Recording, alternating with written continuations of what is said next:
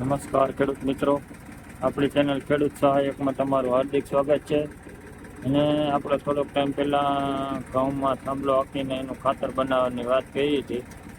તો આપણે કાલ રાતે આમાં રોટાવેટર મારી દીધું અને નામને મારો એવો ભૂકો થઈ ગયો છે. તો આવો ભૂકો છે, એકદમ કરતા હતા મોટા કટર રાખ્યું છે.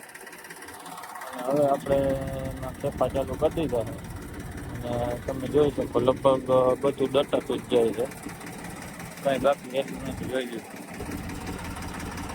એને આ રીતે આપણે ઘઉંના પરાળનું ખાતર કરવાનું ચાલુ કર્યું છે અને ખેપાઈ નામે એવા બે થઈ જાય અને આમાં તમને કંઈ દેખાય નહીં અને ખાતર એકદમ જોરદાર થઈ જાય. માંડવીમાં બહુ જોરદાર ફાયદો આપે. અને અત્યારે આવો ભૂકો છે, આમાં જોઈ લ્યો એટલો ભૂકો છે ને.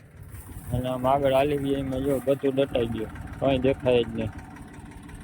આપણે આ બધામાં ખેપા આખી નાખવાના. કાલ રાતે રોટાવેટર મારી દીધું અને આ ખેપા તમારા વિસ્તારમાં ને શું કહે એ કોમેન્ટમાં જણાવજો. તો થેન્ક યુ. તમે પણ આ રીતે ખાતર બનાવી શકો.